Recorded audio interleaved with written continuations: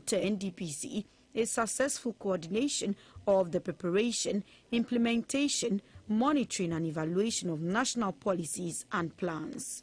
When he swore in the board, President Akufo-Addo pointed at their pivotal role in national development, saying the members must be on the ball and develop processes for transformation. I want to see results. Therefore, development planning must drive the following. A, agenda for building back better. B, agenda for youth development. C, agenda for entrepreneurial development. And D, ultimately, agenda for jobs. He further challenged the team to come up with a workable plan to mobilize domestic revenue for development. Ghana's tax to GDP ratio of 14.3% compares unfavorably with our peers in ECOWAS and the world over. Ghana is the second largest economy in ECOWAS, should not have one of the lowest tax to GDP ratios in the community. The average for OECD countries is 34%. It is thus no surprise that the developed nations of the OECD can readily find the means to fund their own development, particularly their infrastructural development, whereas we are constantly struggling to do the same. The NDPC should have this issue as a special focus of inquiry. The NDPC board chair, Professor George Jambafo, said his team is prepared to work hard to drive development. Sir, it is our hope that your office will continue to assist the Commission to overcome its human resources, logistics, and infrastructure challenges to enable us effectively perform our functions as enshrined in Article 87(1) of the Constitution. The NDPC's policy objectives are to ensure improved fiscal performance and sustainability, improve decentralized planning, and enhance capacity for policy formulation and coordination. The victim of a shooting incident on Tuesday, November 23 at Bimbilla in the northern region, Mr. Husseini Usman, has been transferred to the Tamale Teaching Hospital for further medical attention. The man was allegedly shot in the stomach by a soldier in the Nanumba North District capital. The circumstances leading to the shooting is unknown, but the incidents angered the youth of the area, who marched up at the Bimbilla Hospital and threatened to demonstrate, but the chiefs and opinion leaders in the community were able to calm tensions. There has been heavy deployment of security personnel in Bimbilla since Monday. A member of the District Security Council told GBC News on phone that the soldiers are there for a security operation, but did not give details of the operation. Our Northern Regional Correspondent Mutala Issa is standing by to give us details of the incident. Hello, good afternoon, Mutala. Hello, good afternoon. What is the mood like with regards to the youth who marched up to demonstrate? Calm has returned to Bimbilla, and even as of last night, before everyone went to bed, the youth were prevailed upon by their chiefs and the opinion leaders of Bimbilla. And so things calmed down before the young man was even brought to Tamale for further medical attention. So there's calm in Bimbilla. What is the state of the victim too? Do we know now? He's at the Tamale Teaching Hospital receiving further treatment, and we are told that he is responding to treatment. The prognosis looks positive, and he's likely to survive. So speculations flying on social media that he's passed on is not true. Can you confirm or? The reports you are getting on social media are not true. I have been in touch with some members of the District Security Council, and multiple sources within have confirmed that indeed the young man is alive and he is receiving treatment at a teaching hospital. Well, can you explain to us what the deployment of the security men you made mention earlier on its concerns? Because we still don't have an explanation why there are heavy security deployment to that part of the country. So it is not only in Bimbilla, because multiple sources within the Eastern Corridor, communities like Bimbilla, Taboba Company, have all indicated that there are security men present, unusual security present in these communities. The details are unknown. I have been in touch with some GCES members, and all they could tell me is that they have order from above to allow the security operations to go on. What I do know is that over the last few weeks, we've experienced some rumors and conflicts among some ethnic groups within or along the Eastern Corridor. So that is one possible reason why we have a security operation. Also, I must indicate that Northern Ghana, particularly the Eastern Corridor, is on high alert in terms of extremist groups. And so every now and then, extra security, the military organize operations in the area just to beat up security and keep these extremists away. A couple of weeks back, we had some incidents across the border on the Togo side. And so we cannot rule out the possibility that it is one of the reasons why these operations are ongoing along the Eastern Corridor of Ghana. Very well. But Mutala, do we know why there was shooting in the first place? What caused the shooting? The circumstances remain cloudy. What some residents have told me is that the gentleman, he's a security man, he was picked on a motorbike by a friend and was suddenly stopped by a military man while they were riding through town. Because it's a military man, they got scared, jumped off their motorbike, started running. The report indicates that the soldier discharged his gun and ended up hitting this young man. Wow. Well, keep following the story. We will come back to you as and when there's a new update. Thank you so much. Mutala is our Northern Regional Correspondent. He is giving us an update on the shooting incident which occurred on Tuesday night, November 23 at Bimbila. According to him, the victim is responding well to treatment and he's not dead as being speculated on social media. The senior will be open from Monday, the 29th of November to Tuesday, 14th of December 2021. The 2 weeks progress, according to the Ghana Education Service, is to allow for a smooth placement of qualified BECE candidates into the various senior high schools. Parents have therefore been advised to take keen interest in guiding their wards to choose the schools of their choice. The Ghana Education Service, GCES, is currently on a sensitization drive into educational districts across the country to educate parents, teachers and students on the requirements of the school placement system for smooth placement. The head of public relations at the Ghana Education Service, Mrs. Cassandra Chumberima, explained the rationale behind the annual routine. We embark on this sensitization program to ensure that we have a smooth placement of qualified BEC candidates into the various senior high schools for them to understand what the demands of the school selections are, and then they would abide by them. Under new guidelines for this year, the Ghana Education Service, GCES, has increased the number of school choices from 5 to 6. We increased that because we realized that after the automatic placement, we still have a number that probably are not able to get their own choices, and so they fall off and they are to do the self-placement. And so to open the system up more for them, we decided to expand their choices so that at least with 6 choices, you'll be able to get one. We have added 139 technical schools from the 9 agencies. This new addition, they are also going to enjoy the free SHS. She entreated parents to take keen interest in the secondary school choices of their children. What you have realized is that over the years, you don't have most of the parents taking interest in guiding their wards to choose schools. So we are pleading that this time they take keen interest and then go to their ward school when we open the portal from the 29th of November to 14th December for the schools to be selected. They should guide their wards to select the schools that they want, and then together we can all ensure a smooth placement.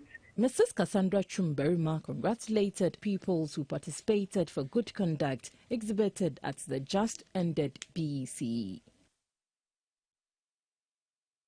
The Association of Magistrates and Judges has refuted speculations on some social media platforms that a Justice of the Supreme Court, Justice Clemens Honyanuga, has been given 2 brand new vehicles by President Akufo-Addo through the Chief Justice to influence his decision in the trial of the former boss of Cocoa Board, Dr. Stephen Opuni. The president of the association, Justice Henry Kofi, said the allegations are untrue and only meant to ruin the reputation of the judge hearing the case, the Chief Justice, the judiciary, and the president, Nana Akufo-Addo. We find this allegation as an attempt to create disaffection against the said judge and, by extension, the judiciary as a whole, and we have found it necessary to set the record straight as follows. By the nature and terms of their appointments, all Supreme Court judges once appointed are entitled since 2013 to 2 official vehicles, 1 SUV and a saloon car. Judges of the Court of Appeal are entitled to 1 Toyota Land Cruiser Prado, so that they are grades, while High Court judges are entitled to a Toyota Fortuner vehicle as official. These are official duty post vehicles. This year, 2021, the Judicial Service ordered 7 Toyota Land Cruiser vehicles and 11 Toyota Camry cars for Supreme Court judges who do not have official vehicles.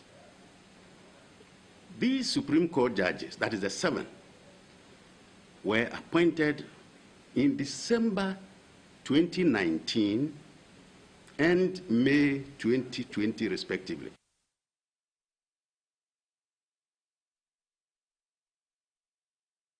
The launch of the 73rd edition of the annual New Year School and Conference in Accra focused on COVID-19 and its effects on the economy and government's intervention to mitigate the impact. The Minister for Finance, Mr. Ken Oforiatta, mentioned the government's 100 billion COVID-19 alleviation and revitalization of enterprises support program as one of the interventions to put the economy back on track. The annual New Year School and Conference, a flagship program by the Institute of Continuing and Distance Education of the University of Ghana. It provides a platform for stakeholders in academics, administrators, politicians, technocrats, and social workers to deliberate on issues of national interest, provide discourse, and build consensus. Remarkable about this year's school is that we want to precede it with a preschool event, and then when the two-day full business is done, we'll also wind it up with a post-school event. And critical also on the schedule of this year's school, as we did 2 years back, is the youth school as a big side attraction. We have realized that if you want to dialogue, the future of the country is the youth. This year's program is focusing on COVID-19 and the socio-economic dynamics in the country. A COVID-19 business tracker survey conducted by the Ghana Statistical Services in collaboration with the UNDP and the World Bank showed that over 700,000 workers had their wages reduced and about 42,000 employees were laid off during the country's partial lockdown. Due to socio-economic impacts of the pandemic, government introduced interventions to cushion businesses and save the economy. The Ghana Cares Obatampa initiative is one of the interventions. The COVID situation gives us to reimagine our future and have that common humanity of care to be able to do that. So even as we speak about the issues of e-levy, which is on everybody's mind, we should ask ourselves that with the 3 issues of youth unemployment, some 10 million people, around the country, with the issue of where we are at our debt levels, and with the issue of road infrastructure. What is it that we are going to do to burden share? Participants at this year's 73rd New Year School will, among other things, explore the benefits of the Obatampa initiative, as well as emerging technologies in healthcare delivery during the pandemic. The head of public relations at the Ghana Education Service, Mrs. Cassandra Chumbarima, says the Ghana Education Service will collaborate with the Ghana Health Service to administer the COVID-19 vaccines to the students. We sent a letter to our regional directors to inform them that the Ghana Health Service have gotten approval to vaccinate our 15-year-old students in the schools. And so right now we have started another sensitization for the students, teachers, and then parents to also understand the need for the vaccine. And so that is what we have started doing. And we would have to finish the sensitization before the actual vaccination exercise would begin. Well, you know, even we as adults with the vaccine, some have still not taken the shot. And so we have given out consent forms. And so those parents that will sign the consent form and give them the permission for their wards to get the vaccine, they will go ahead. But if they do not want their wards to take the vaccine, of course, there's a health issue. You can't, force somebody to take something that he. Authorities of Tachiman Senior High School in the Bono East region are calling for assistance from the Education Ministry to complete all ongoing building projects in the school to ease overcrowding in the various dormitories. They say the free senior high school policy has ballooned student numbers exponentially, leading to overstretching of facilities. The school authorities say they are yet to enjoy the benefits of the policy in terms of infrastructure. The Tachiman Senior High School has been in existence for the past 58 years. As the first secondary school in the then Tachiman district, its establishment was exclusively as a result of community advocacy and an initiative of the Traditional Council during the reign of Nana Ameya Ekumfi, who released about 200 acres of land for the school. It officially opened its doors on the 1st of November 1963 with 76 students, 58 boys and 18 girls. Today, the student population stands at over 3,000 with 140 teaching staff and 68 non-teaching staff. The school has produced men and women who are contributing positively to national development. As a double-track institution, it runs courses in agriculture, business, home economics, general arts, general science, and visual arts. Infrastructure in the school is currently overstretched due to the numbers. Some facilities have leaking roofs with cracks in some of the walls. A number of ongoing projects have come to a standstill. The assembly hall is almost complete. We need to stock it with good seats. And then dining hall tables and chairs and benches. When we talk of infrastructure, we are in deficits. We need an ultra-modern lab because our science students, the number is great. They also need one dormitory each for both boys and girls. Then classroom block, at least we need a 12-unit classroom block so that we can run a single track. The school has a clinic built by one of the chiefs of the traditional area. 4 years ago, management put up a basic school on campus to help wards of staff. Today, the basic school is open to the public and is rather posing a challenge to the school. It started from basic 1 to basic 4, and now it has reached GCES level. The people who are there, sometimes when we are teaching, if we are having break, if it is time for break, then it's not time for the people. So sometimes some of them can go to the class, the students. So we have complained to the Municipal Education Office, and they have contacted the Municipal Assembly, and very soon they are going to build a structure for them. Tachiman Senior High School is yet to benefit from the free senior high school policy in terms of infrastructure. Management is looking forward to also enjoy the fruits of the policy. Peggy Amadonko from Tachiman. From January 2023, the United Nations Universal Periodic Peer Review Mechanism will assess Ghana and other nations of the world on their human rights status.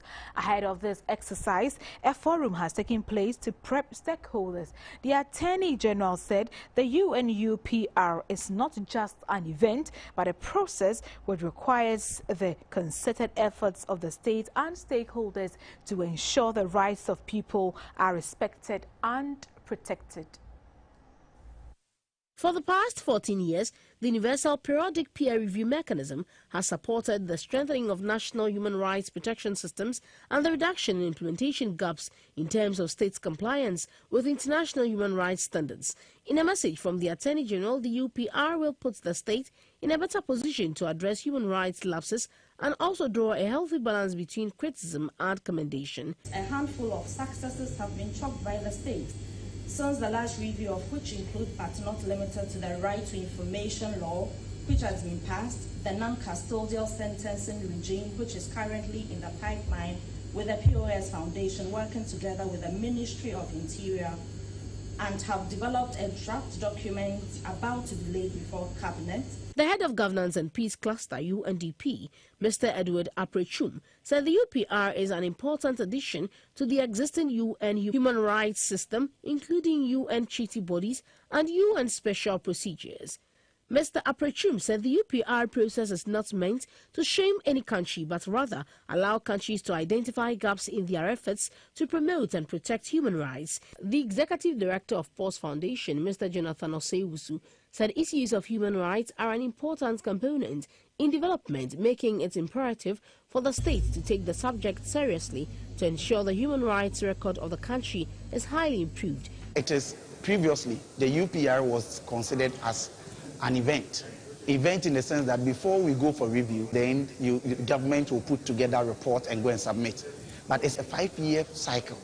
So this time, government have set up a secretariat that will be responsible for the UPR reports, monitoring, implementation, as well as other kind of reports to the UN level. So we are now making it a process and not an event. This will be Ghana's 4th time at the UN's UPR. The last review was in 2017, where a number of recommendations were made to the country after it was highly commended for its quest to have the right of every citizen.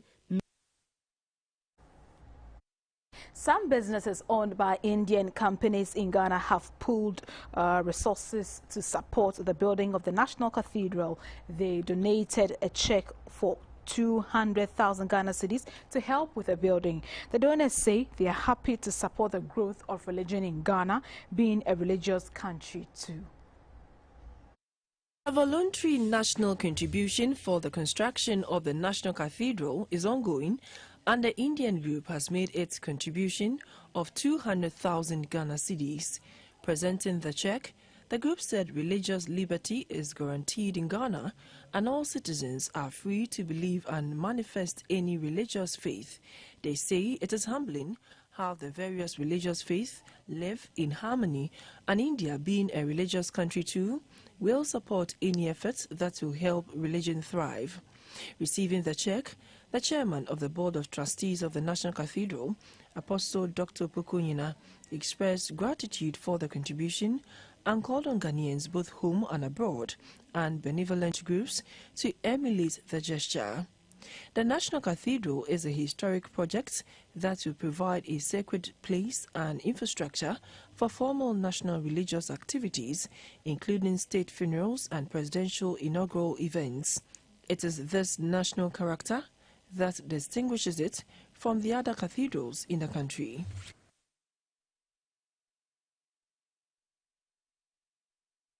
Time to make way for business. We'll be back shortly. Please do stay.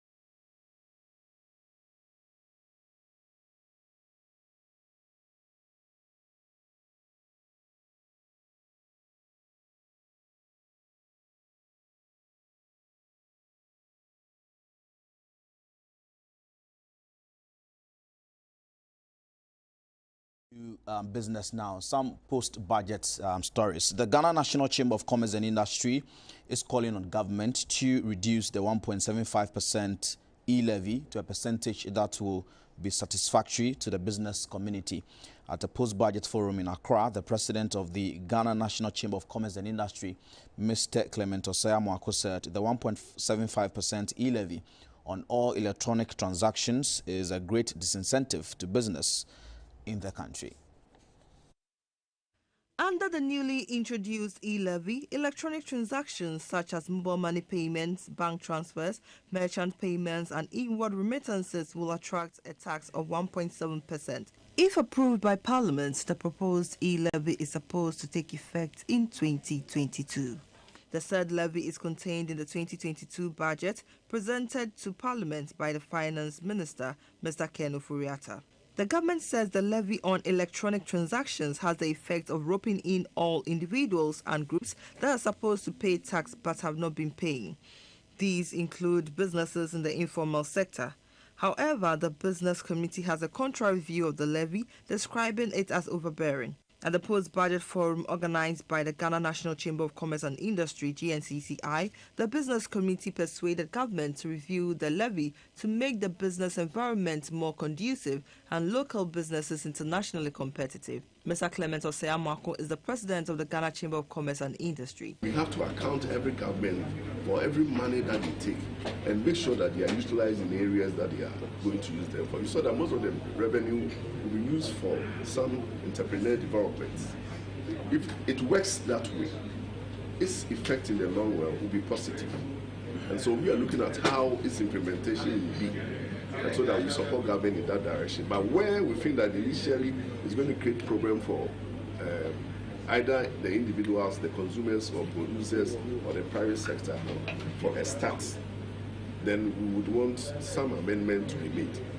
Data from the telecommunications sector shows that as of January 2021, 38.9% of Ghanaians aged 15 years and above had a mobile money account in Ghana.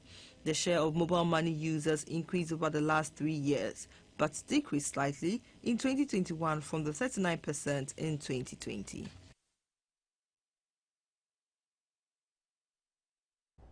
And to a worrying story for SNIT contributors. Now, policy think tank Africa Center for Retirement Research is predicting the depletion of the Social Security and National Insurance Trust, SNIT, by 2032. Research conducted by the center indicates that the current assets of SNIT would not be sufficient to pay all future benefits, administrative and operational expenses. The report also indicates that government's 75% indebtedness since 2007 to the trust continues to hurt the scheme's compliance rates and long-term sustainability. It is recommended in the actual valuation report that immediately we have to increase the contribution rate from the current 11%. Nobody can do that apart from Parliament, and Parliament will do that by engaging the contributors and pensioners. So that is a legislative bit, and that is the work of Parliament. SNIT investments are doing very, very bad. Administrative cost is very, very high. Government is adding to trouble by piling up indebtedness to the trust. We are saying that in order to improve the long-term solvency of the scheme, there is the need for government to make good its indebtedness. They will have to pay on time, just as it is stated in Section 63 of the Act 766. The cost rate is increasing. So as of 2018, the cost rate was 12.3%. And the cost rate simply means that that is the recommended contribution rate that you need in order for the scheme to absorb all expenditure. And what about a Christmas package valid until February 2022? Vodafone Ghana is rewarding its customers with exciting cash prizes, data and talk time worth 2 million Ghana cedis in all. All you need to do is to continue recharging airtime or buying data bundles via Vodafone Cash, and the reward is yours for the taking. The Vodafone COSO promo is a novelty in reward campaigns organized by telco companies in Ghana. Throughout this Christmas season and beyond, Ghana's second largest telecommunications company, Vodafone Ghana, will be rewarding customers with exciting cash prizes, data and talk time worth 2 million Ghana cedis in all. The COSO promotion is the company's new promise to customers. COSO is a coin-based consumer promo where customers can earn red coins when they recharge airtime with a scratch card and via electronic means or buy data via Vodafone Cash.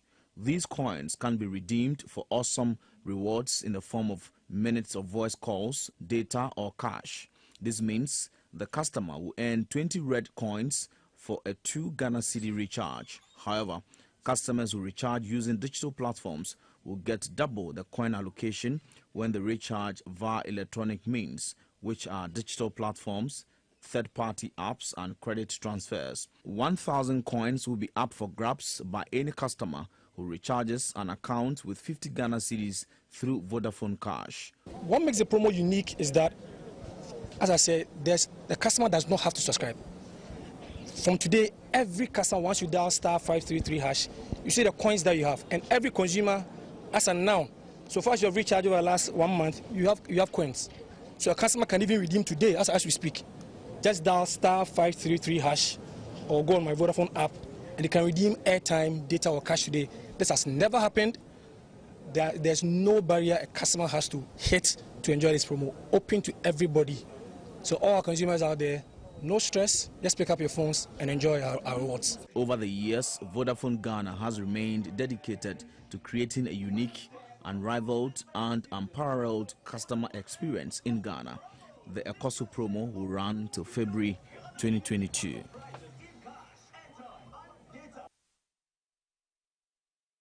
Let's go to the Interbank Forex market and get updates on how the cedis perform. We also update you on prices of major commodities on the international market.